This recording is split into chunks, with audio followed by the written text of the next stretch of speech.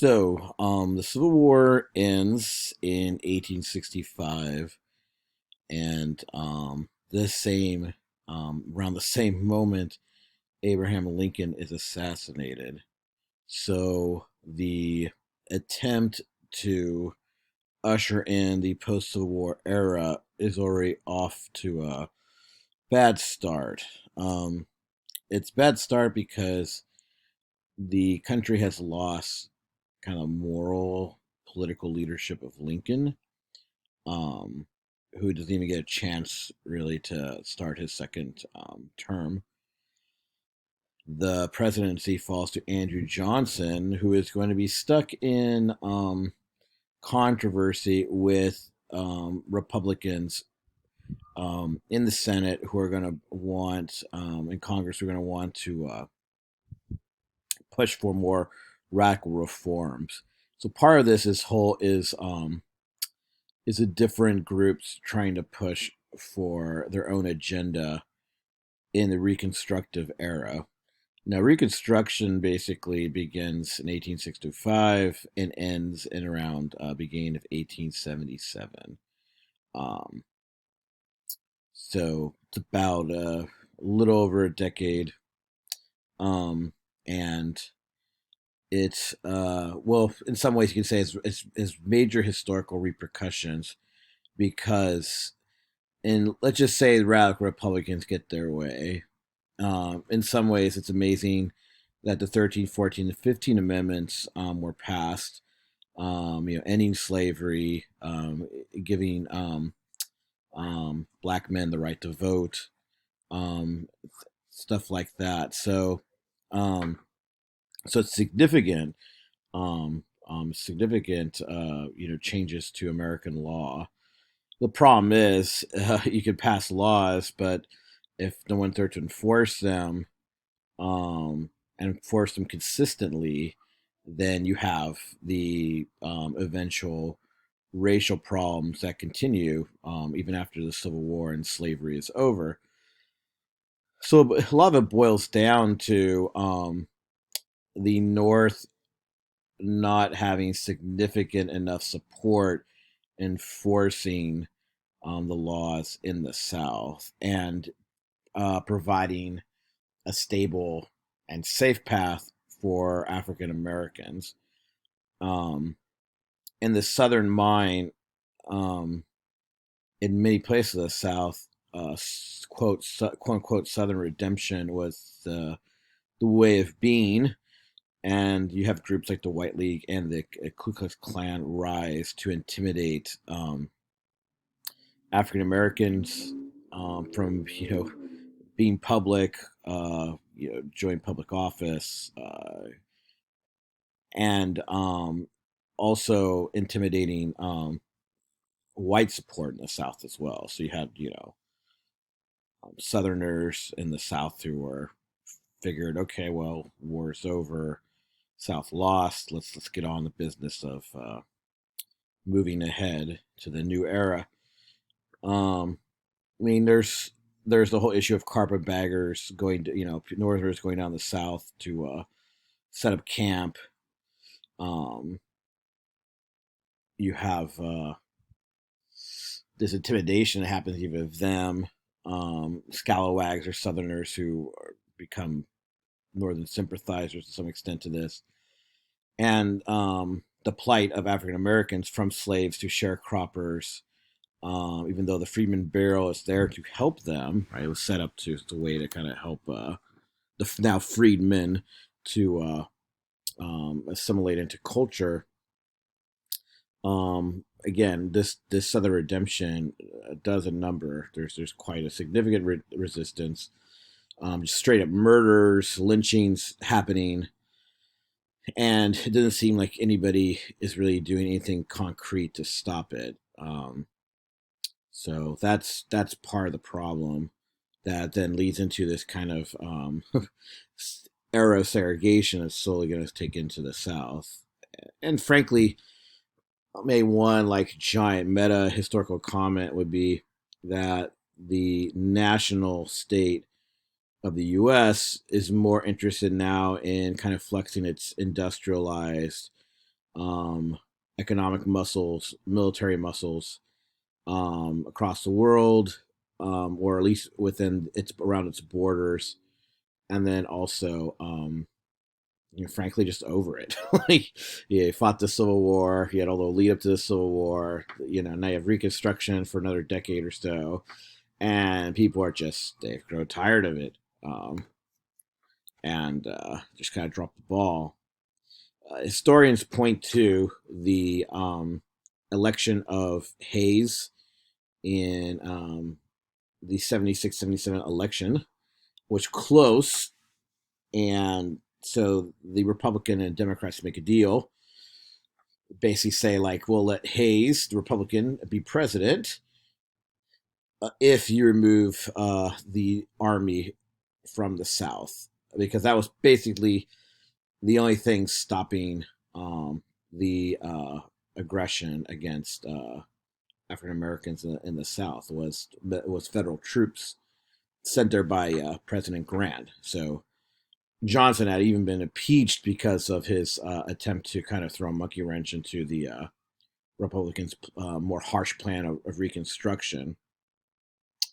And Grant becomes president, and Grant is definitely better on this, but he has his own kind of internal problems with his cabinet, among other things. That it only goes so far with trying to stop the Southern redemption. So, and I think some of that is the South Reconstruction and the continuation of the Civil War. I'm not going to give up without a fight, and the North is just, like I said, kind of over it. Um, so this then leads into this period, sometimes known as the Second Industrial Revolution. In my opinion, I think the late 19th century, from Reconstruction on, is one of those periods of U.S. history that we should know better, but we don't know better for some reason. And I think so much of what we're struggling with in a country, some of the racial strife, sometimes it's very easy to go back and say, oh, it goes back to Columbus, or it goes back to this, when essentially some of the worst aspects of ideas about eugenics, social Darwinism, um, racism in general, are really being more elaborated in the late 19th century. Um, kind of the so-called quote unquote white man's burden was being floated around. Um, that's the poem written by Rudyard Kipling, actually to the United States, for the United States to colonize the Philippines. So there's a context there that already kind of shows you, not hidden under the bed covers, but something that's like right out there being expressed very openly. So this signals a lot, I think, and I think we sometimes forget that this is going on. I just dropped the word social Darwinism, and so let me quickly talk about that before we go into this. Social Darwinism is a belief that, like Charles Darwin's theory of evolution, that basically it's natural selection. Nature is violent, and it runs naturally by itself. There's no divine figure kind of pulling the levers of the machine, um, and that some species survive, but it just happens just by happenstance, right? It's just a struggle to survive. So what Herbert Spencer does in a philosophy that was really popular, especially in the Anglo-American world, um, is say that, like the animal or natural world of the strongest survive, you then apply it to human beings and human societies. And so Spencer will argue, well, this is why the Anglo American is kind of, I mean, basically on top of the food chain, colonizing the world in the late 19th century. This is the whole scramble of Africa time period, where pretty much 90% of Africa is almost taken over and colonized, Southeast Asia as well. And so, again, it's collective forgetfulness that this is all going on, and then we're kind of surprised about the issues that are here today. This is not that long ago. And it corresponds with the rise of American industrial monetary power. Um, Mark Twain nicknamed the late 19th century the Gilded Age. And so this is the growth of American businesses, the Rockefellers, Carnegie, J.P. Morgan. Um, and these guys are extremely filthy rich, and they have all these big industries. And you know, it signals a time of further building up of industrial power. The United States going from kind of an isolated country, new, right? It's a kind of a new country still, about 100 years old, um, and just kind of flexing its muscles across the world now, especially in the world of industry, technology, and the military might is slowly growing. But it really hasn't had a chance to express it outside internally.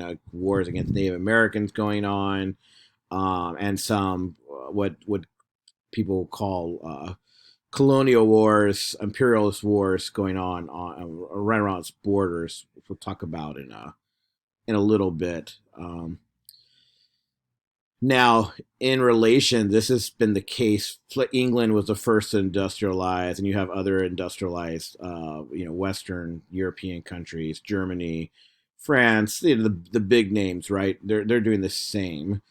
But the United States is obviously the one that is very strong in immigration at this point, and so this is what leads to the massive immigration from Europe, Western Europe, and specifically Eastern Europe, as you get later and later in the 19th century. And what's funny is, again, for all this talk I was saying and what Takaki goes into, sometimes we take the magnifying glass off the fact that Italians. We already saw how the Irish were treated, but even Italians were and Jewish immigrants were treated very poorly as they came to the United States. There's a scene from The Godfather, kind of gives you a glimpse of immigrants coming to Ellis Island and seeing the Statue of Liberty and all that. So there's a lot of symbolism in that scene from The Godfather Part Two. But so it wasn't like, oh, they're just picking on this one group. No, there was this kind of push against even other immigrants from Eastern Europe and building up things like literacy tests. I mean, there's a whole group which had a lot of power, believe it or not. 1894, the Immigration Restriction League, the IRL. You can see in some of these, you have Warren Free, to take some look at these pictures in the newspaper clippings at a time, right? It's the high tide immigration, a national menace. So you can kind of make out some of the faces there. Danger to American ideas, institutions. So that's the crazy thing is you hear some of this language even today. Um, Land of the free, right? The American needs wall as Congressman Burnett would build it. Uncle Sam, you're welcome in if you can climb it. So so there's some social political commentary going on there in these pictures, and even some of the unions, worker unions that were put together, like the Knights of Labor, American Federation of Labor, had a problem about really recruiting the new immigrants,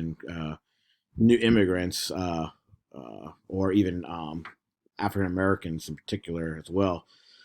So, and women. I believe Knights of Labor are actually one of the better ones at this. But the rise of labor movements just it makes sense. You have growing poverty in the U.S., child labor and stuff like that, and so this then leads to collectivization, to try to push back.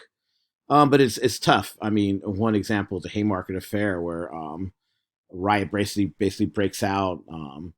And eventually around 10 anarchists will be hanged. They really do never do finger who started it, but it just shows you kind of the oppressive wing of the state against any kind of opposition to labor at this time.